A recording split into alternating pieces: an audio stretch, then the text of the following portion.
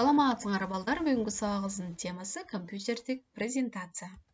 Сабақтың мақсаты балдар, бірінші бұл компьютерлік презентация түсінігін аласыңар, екінші презентацияға редакторлар жөнінде маалымат аласыңар, үшінші презентацияға редактор Microsoft Office PowerPoint программасының интерфейсімен таныша аласыңар, және ошондой эле презентацияга файл түзүүнү үйрөнө аласыңар. Анда балдар жаңа темага көрүүдөн мурда өтүлгөн теманы кыскача кайталап, андан соң кирели. Биринчи бул таблицалык процессор жөнүндө айтып бергиле балдар. Эстеп көрөлү, таблицалык процессор деген бул негизинен сандык информация менен иштөөчү, сандык информацияларды автоматтык түрдө толтуруу, автоматтык түрдө эсептөөлөрдү жүргүзүүгө мүмкүндүк берүүчү колдонмо программа деп айтканбыз. Мисалга келтирсек, бул Excel. Excel бул таблицалык процессор болуп эсептелет. Экинчиси ячейка жана диапазонго аныктама бергиле. Балдар, ячейка деген бул чулчу менен мамчанын кесилишиндеги область деп айтканбыз. Ар бир ячейка өзүнчө уникалдуу кайталангыс адреске ээ. Ал эми диапазон болсо бул ячейкалардын көптүгү болуп эсептелет. Кийинкиси компьютердин программалык камсыздоосунун түрлөргө бөлүнүшү балдар. Эстеп көрөлү, компьютердин программалык камсыздоосу бул 3 чоң топко бөлүнөт дегенбиз. Бул системалык программалык камсыздоо, колдонмо программалык камсыздоо жана ошондой эле программалоо системалары. Эми балдар, силер дагы өтүлгөн темаларды сөзсүз түрдө көз жүгүртүп кайталаганды унутпагыла. Анда бүгүнкү сабагыбыздын планы: биринчи бул презентация жана компьютерлик презентация жөнүндө түшүнүк алабыз. Экинчи презентация редактор жана презентация файлга аныктама беребиз. Үчүнчү Microsoft Office PowerPoint презентацияга редактордун интерфейси менен таанышабыз. Жана ошондой эле презентация файл түзүү жана слайддар менен иштөөнү карайбыз. Бешинчи болсо сабакты бышыктап жыйынтыктайбыз. Жана ушул сабакта колдонулган түйүндүү түшүнүктөрдүн тизмеги.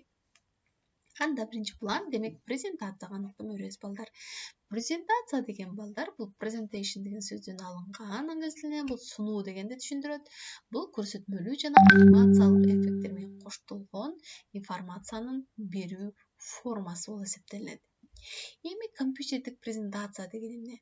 Компьютердик презентация бул өзүнүн ичине текстик, графикалык, анимация, видео жана аудио маалыматтарды камтыган, слайддардын ырааттуулугун чагылдырган электрондук мультимедиалык документ болуп эсептелет балдар. Түшүнүктүүбү? Эми бул жерде анимация деген сөз колдонулду. Анимация деген эмне? Анимация деген бул animation деген сөздөн которгонубузда бул жандандыруу, жан берүү дегенди түшүндүрөт. Бул экрандагы объекттерге кыймыл берүү аркылуу жандуу иллюзиясын жаратуу. Анимация деген сөз бул турмушубузда дайым эле колдонулуп жүрөт. Демек, бул анимация деген бул ошол кыймылсыз сүрөттөлүштөргө дейли, сүрөттөлүштөргө кыймыл берүү. Бизге ошондой кыймылдуудай иллюзиясын жаратуу болуп эсептелет. Эми презентация жана компьютердик презентацияга аныктама берип алдык. Эми презентациянын негизги объекттери жана касиеттерине токтололу. Бул слайддар, надпись жана сүрөттөр. Эми слайддардын касиеттери бул ичинде бул номер бар, слайд макети бар, ошондой эле ориентация, түстүк схема, фон, колонтет, алмашуу эффектиси. Эмки сабактарда биз компьютердик презентациялык редактордо иштегенибизде дагы бул объекттерге жана касиеттерине кенен токтолобуз балдар. Кийинкиси надпись. Бул надпись бул ошол текстик негизинен маалымат. Бул ошол шрифт, размер, түз, начертание бул түздө, слайдда жайгашуусу, анимациялык эффект дагы берсек болот экен тексттик маалыматка дагы. Сүрөттөр, андан кийин сүрөттөр бул көрүнүшү, размери, түстүк гаммасы жана жайгашуу орду, ошондой эле анимациялык эффектиси. Эми экинчи планга келели балдар. Экинчи план эми презентациялык редактор деген эмне? Презентациялык редактор балдар бул презентациялык файлды түзүүгө, слайддар менен иштөөгө жана маалыматтарды киргизүүгө, ошондой эле редакторлоого, форматтоого, анимациялык эффекттерди колдонууга жана аны сактоого арналган колдонмо программа болуп эсептелет. Мисалы, буга Microsoft Office PowerPoint болуп эсептелет. Бул презентациялык бир редактор. Эми демек, бул презентациялык редактордо биз ошо презентациялык мультимедиалык файлды түзө алат экенбиз. Эми ошол түзүлгөн презентациялык файл бул демек ошол презентацияга редактордо даярдалган документ болуп эсептелинет экен. Эми ошол биз иштөөчү бул Microsoft Office PowerPoint'ta даярдалган файлдык форматы же болбосо кеңейтилиши, файлдык кеңейтилиши бул PPT болуп эсептелинет балдар. Демек биз ошол PowerPoint'та түзгөн документибиздин файлдык кеңейтилиши бул PPT болот. Эгерде мисалы Ayana деп ошол файлга ат койсок, демек анын толук аталышы файлдын ayana.ppt болуп эсептелинет. Бул Ayana бул файлдын аты, ал эми PPT бул файлдык кеңейтилиши. Файлдык кеңейтилиши эмнени түшүндүрөт эле балдар? Эстеп көрөлү. Бул файлдын кеңейтилиши бул ошол информациянын кайсы информация түрүнө кирерин жана ошондой эле кайсы программада даярдалгандыгын түшүндүрөт деп айтканбыз. Демек, үчүнчү планга келели балдар. Microsoft Office PowerPoint программасынын интерфейси. Эми балдар интерфейс деген биз мурдагы сабактарда биз программа камсыздоон өткөндө интерфейсти аныктап өргөнбүз. Бул колдонуучу менен программанын ортосундагы диалогдук режимди уюштуруп берүүчү каражаттар болуп эсептелинет. Эми бул PowerPoint программасынын терезеси. Эми ошол терезеде кайсыл жеринде эмнелер жайгашкан интерфейске тиешелүү карап көрөлү. Биринчи бул офис кнопкасы. Демек бул өйдөдө бул офис кнопкасы бар. Жана ошондой эле экинчи бул тез жетүү панели. Бул баардык эле программанын негизинен өйдөккө панелдин үстүндө турган бул тез жетүү панели болуп эсептелинет. Үстүңкү вкладкалар панели. Бул үстүңкү вкладкалар панели бул мен азыр өзүнүн программада да көрсөтүп өтөм. Бул жерде вкладкалар, бул жерде негизинен главная жана ошондой эле бул жерден бүт бары разметка страница, PowerPoint айырмаланат, анимация, переходы деген бул жерде вкладкалар жайгашат. Төртүнчүсү бул слайддар. Демек бул слайддардын бул жерде жайгашат слайддар. Кийинкиси абал панели. Бул бешинчиси бул абал панели бул кайсы слайдда тургандыгын азыркы учурдагы абалды көрсөтүп туруучу панель бул. Алтынчы болсо эскертүү панели бул. Мисалы кошумча эскертүүлөр болсо бул алтынчы панелге бул жерде жайгаштырабыз балдар. Жетинчи көрүү кнопкалары бул. Көрүү кнопкалары бул жерде жайгашкан. Ар түрдүү түрдө көрүүгө мүмкүндүк берүүчү кнопкалар. Сегизинчи учурдагы файл. Бул азыркы иштеп аткан жумушчу аймагы. Эми балдар демек бул интерфейс болуп эсептелинет. Азыр биз программанын өзүндө да токтолобуз мында. Эми төртүнчү план демек презентация файл түзүү жана слайддар менен иштөө. Эми презентация